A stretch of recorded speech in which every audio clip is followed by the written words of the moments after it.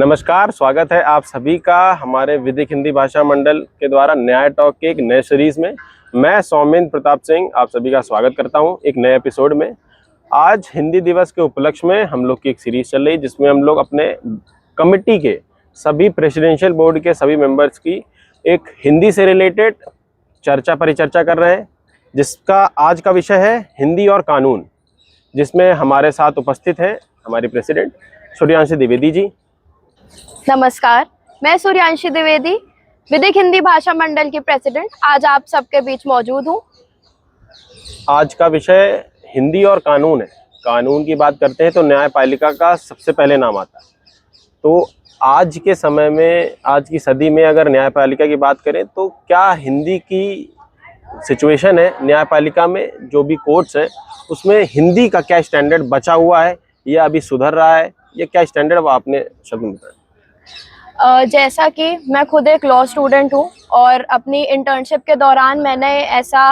महसूस किया और मैंने देखा खुद भी कि जो भी डिस्ट्रिक्ट लेवल पे कोर्ट्स हैं, चाहे वो हमारे दिल्ली की बात करी जाए या बात करी जाए उत्तर प्रदेश के किसी भी जिला न्यायालय की,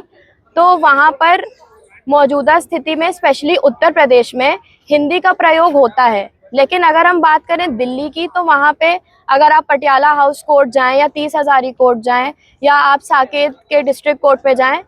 वहाँ पर ज़्यादातर सभी कार्य इंग्लिश में होते हैं और वहाँ के वकील अंग्रेज़ी भाषा में ही सारी ड्राफ्टिंग करते हैं और ज़्यादातर उपयोग में वही लाते हैं। लेकिन मेरा ऐसा मानना है कि जो न्यायालय कोर्ट्स होते हैं वो जनता को डायरेक्टली कनेक्ट करते हैं, तो इसकी वजह से उन्हें हिंदी भाषा का प्रयोग लाना चाहिए, जिसमें के लिए जो लोग हैं और जो हमारी न्याय प्रणाली है उसके बीच में एक अच्छा समन्वय बैठ सके, लोगों तक कोर्ट की चीज़ें पहुँचे और लोगों के जो भी उन्हें वो कहना चाह रहे हैं, जो उनके भाव हैं, वो आराम से प्रकट हो सके।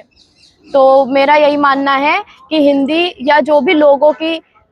सहज, जिसमें लोगों को फील होता है, वो भाषा का प्रयोग होना चाहिए। सूर्यांशी जी, जैसे कोई भी क्लाइंट है, कोई एडवोकेट्स है, मोस्टली ज़्यादातर दिल्ली हो गया या मोस्टली ज़्यादातर एरियाज़ में प्रोसीडिंग्स हिंदी में भी हो रही हैं, पर जो डॉक्यूमेंटेशन है वो ज़्यादातर इंग्लिश में कही जाती है।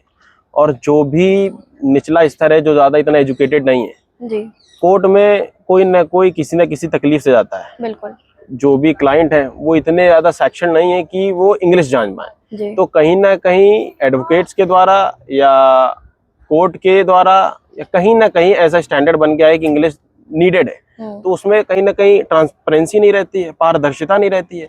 उनको ट्रांसलेशन की जरूरत होती है। और ट्रांसलेशन कितना ज़्यादा बेनिफिटेड है ये थोड़ा सा आप बता देते। ठीक है, जैसा कि ये हाल ही में एक केस में भी सुप्रीम कोर्ट में लाया गया था कि एक केस के दौरान जो वादी था उसने फाइलिंग कर रखी थी इंग्लिश भाषा में,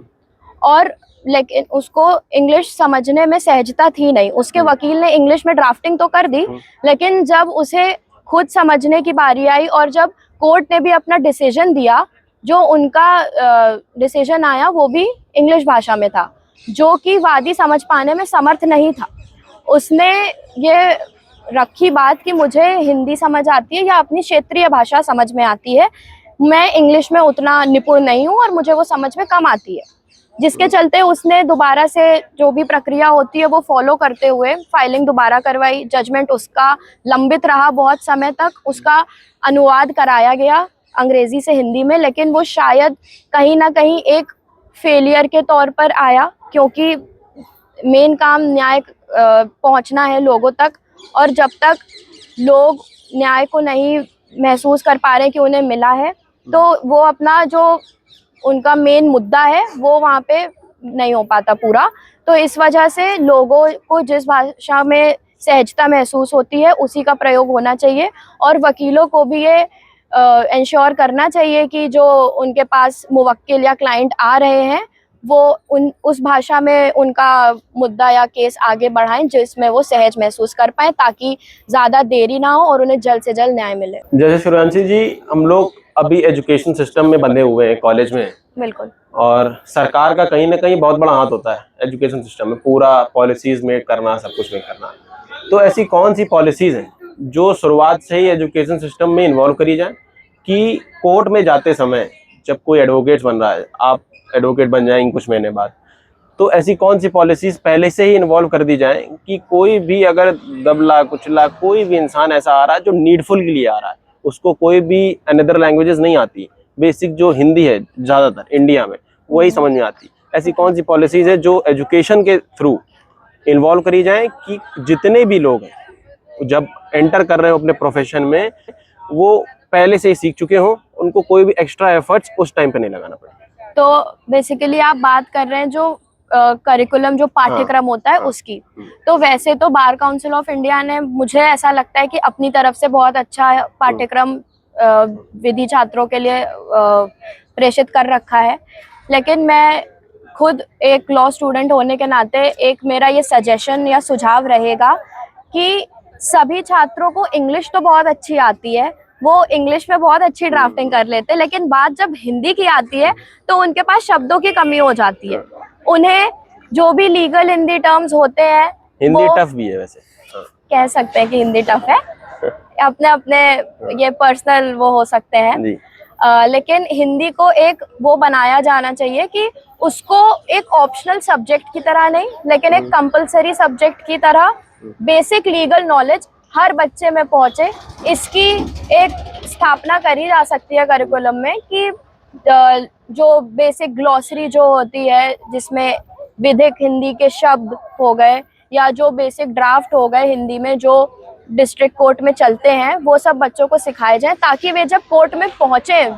लॉ स्कूल से निकलकर, तो वो इतने अपने आप में सक्षम हो कि उन्हें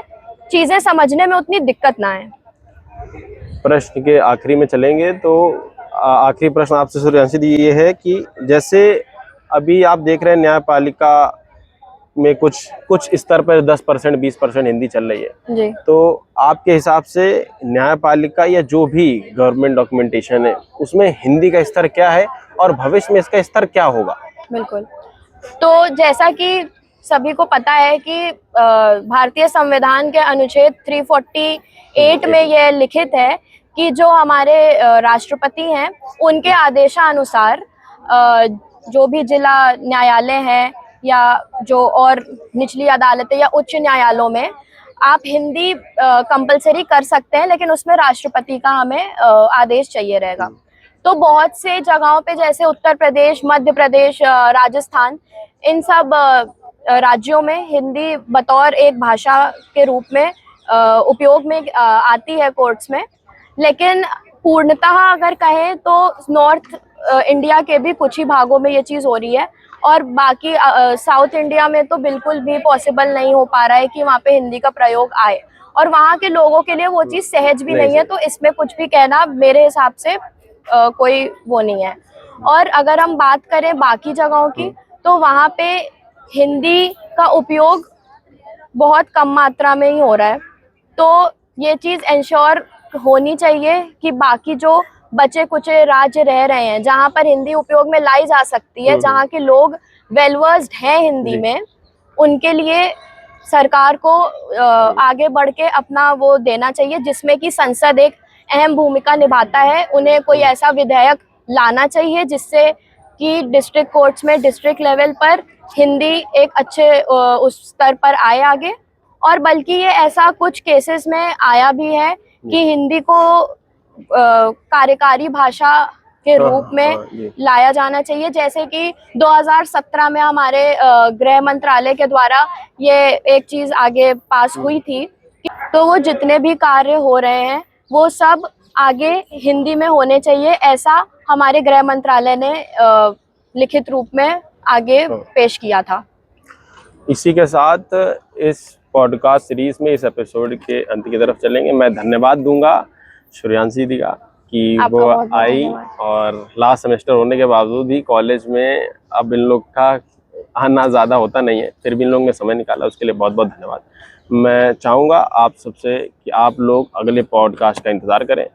नए एपिसोड के साथ नए लोगों के साथ फिर से मुलाकात होगी। बहुत बहुत धन्यवाद।